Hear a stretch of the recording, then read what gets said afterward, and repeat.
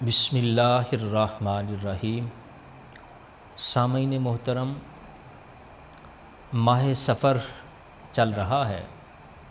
اور ماہ ربیع الاول شریف کی آمد ہے۔ اس سلسلہ کے اندر ہم آج کی حاضری میں پیغام میلاد پر ایک بات عرض کرنا چاہتے ہیں کہ میلاد شریف یا پیارے آقا علیہ السلام کی ولادت ہمیں کیا پیغام دیتی ہے۔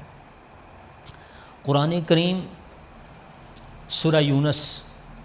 اللہ پاک کا فرمان، قُلْ بِفَضْلِ اللَّهِ وَبِرَحْمَتِهِ فَبِذَلِكَ فَلْيَفْرَحُوا هُوَ خَيْرٌ مِّمَّا يَجْمَعُونَ۔ اے حبیب آپ اعلان فرما دو، قُلْ بِفَضْلِ اللَّهِ، اے محبوب آپ اعلان کر دو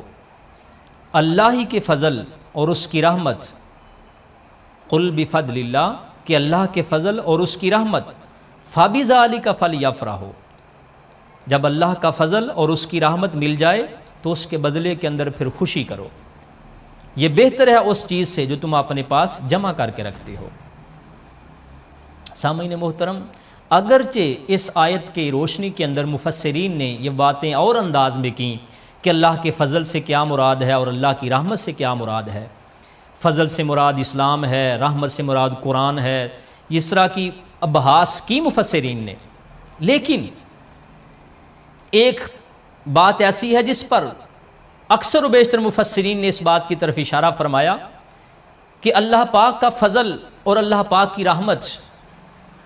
ہمارے اپنے ذہن کے اعتبار سے ہم کس کو فضل کہتے ہیں، کس کو رحمت کہتے ہیں۔ مجھے یا آپ کو بیماری سے شفا مل جائے تو ہم کہتے ہیں اللہ کا فضل ہے، کسی کو اللہ پاک اولاد عطا کر دے کہتے ہیں اللہ کا فضل ہے، اچھا مکان مل جائے اللہ کی رحمت ہے، اچھی نوکری مل جائے اللہ کی رحمت ہے۔ میرے اور آپ کی نگاہ میں ہمارے اپنے اپنے زاویے اور اپنے اپنے انداز ہیں، کس کو اللہ کا فضل اور کس کو اللہ کی رحمت کہتے ہیں۔ لیکن میں یہاں ایک جملہ اور آگے بڑھ کر عرض کرنا چاہتا ہوں کہ اللہ پاک کی بے مثال رحمتیں ہیں، بے شمار اس کے فضل ہیں ہم پر۔ اگر ہم اپنے سر سے لے کر پاؤں تک اس کا جائزہ لینا چاہیں تو ہر چیز اللہ کا فضل ہے، ہر چیز اللہ کی رحمت ہے۔ ہم تو آنکھ کا بدلہ نہیں دے سکتے، ہاتھ کا بدلہ نہیں دے سکتے، یہ ساری اللہ کی رحمتیں ہیں۔ لیکن ان تمام رحمتوں سے بڑھ کر، ان تمام فضلوں سے بڑھ کر سب سے بڑا فضل اللہ پاک کا آقا دو جہاں صلی اللہ تعالی علیہ وسلم ہے، سب سے بڑی رحمت پیارے آقا صلی اللہ تعالی علیہ وسلم ہے۔ تو گویا اگر اس انداز میں دیکھا جائے تو رب فرماتا ہے جب اے ایمان والو میرا فضل اور میری رحمت مل جائے تو پھر خوشی کا اظہار کرو۔ تو سامعین محترم، پیارے آقا علیہ السلام کا دنیا میں آنا بھی اللہ کا فضل، پیارے آقا علیہ السلام کا دنیا میں آنا اللہ کی رحمت ہے۔ تو حضور کے آنے پر جو شخص اگر خوشی کا اظہار نہیں کرے گا یا خوش نہیں ہوگا تو پھر وہ کس بات پہ خوش ہوگا،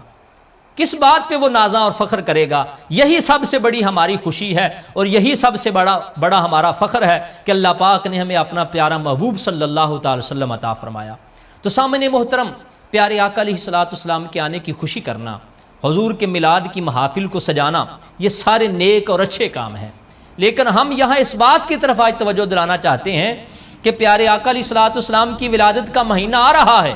تو ہمیں کیا کرنا چاہیے؟ ہمیں اس سے پہلے ہی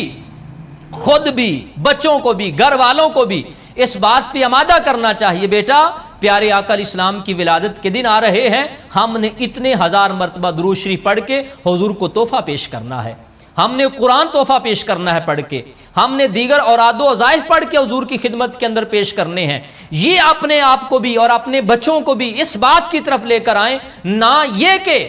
کہ میلاد شریف کا مہینہ آتے ہی ہماری گلیوں میں، ہمارے بازاروں میں جناب والا ڈھول، بنگرا، تماشے، بینڈ اور باجے اور گلیوں کو روکنا اور زبردستی فنڈ اکٹھا کرنا اور جناب والا پہاڑیوں کے نام پہ بے حیائی کا ارتکاب کرنا، یہ سارے کام ایسے ہیں کہ یہ میلاد رسول صلی اللہ تعالی علیہ وسلم کو قطعاً یہ چیز زیبا نہیں دیتی کہ ان کے ساتھ ان کو منسوب کیا جائے۔ اور یہ ہماری اپنی خوشی تو ہو سکتی ہے، ہم اپنی ذاتی خوشی کے اعتبار سے تو ایسا کر سکتے ہیں کہ اس میں میری خوشی ہوگی، کہ اس میں مجھے خوشی محسوس ہوگی کہ میں بینڈ نکالوں گا، باجے نکالوں گا، غیر شرعی حرکات کروں گا، لیکن اس سے اللہ اس کا رسول خوش نہیں ہوگا۔ اگر اللہ اس کے رسول کو خوش کرنا ہے تو حضور کے آنے کی خوشی ضرور ہے، حضور کے آنے کا خوشی کا اظہار ضرور کرنا ہے، اور وہ خوشی کا اظہار اسی معنی میں ہی ہے کہ پیارے آقا علیہ الصلوۃ والسلام کی ولادت کے ایام آ رہے ہیں، حضور کی ولادت کا مہینہ آ رہا ہے، تو ہم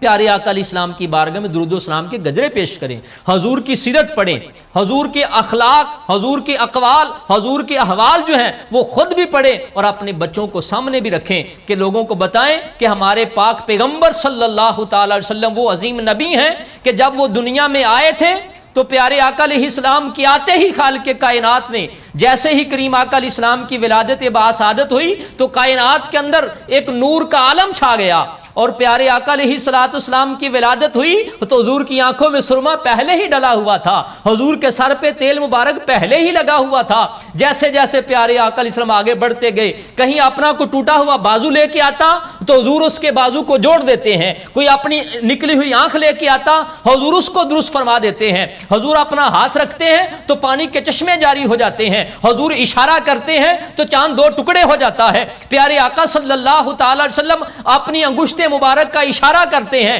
تو کائنات کے ہر خزانے حضور کے سامنے آ جاتے ہیں۔ اپنے بچوں کو پیارے آقا علیہ السلام کے یہ اوصاف بتائیں تو بچوں کے اندر پیارے آقا علیہ السلام سے محبت کرنے کے جذبات اور ابھریں گے۔ اگر ہم اپنے بچوں کو یہ بتائیں کہ ہمارے نبی بھی ہم جیسے،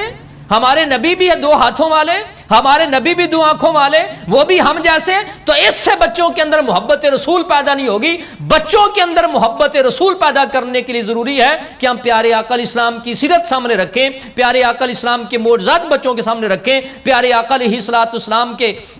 اخلاق، حضور کا کردار خود بھی پڑھیں، بچوں کو بھی پڑھائیں، تو اس سے پیارے آقا علیہ السلام کے میلاد شریف کے اندر مزید برکتیں بھی پیدا ہوں گی، اور اس کے اندر ہمیں روحانی فیض بھی نصیب ہوگا، ہماری ذات پر بھی اس کا اثر ہوگا، اور ہمارے گھروں پر بھی اور ہمارے بچوں پر بھی اس کا اثرات ہوگا۔ اللہ اس کے رسول کی بارگاہ میں دعا ہے کہ اللہ پاک ہمیں حقیقی میلاد کی طرف آنے کی توفیق عطا فرمائے، یہ غیر شرعی حرکات و سکنات جو ہیں اللہ پاک ان سے ہمیں نجات عطا فرمائے۔ وما علیہ الا البلاغ۔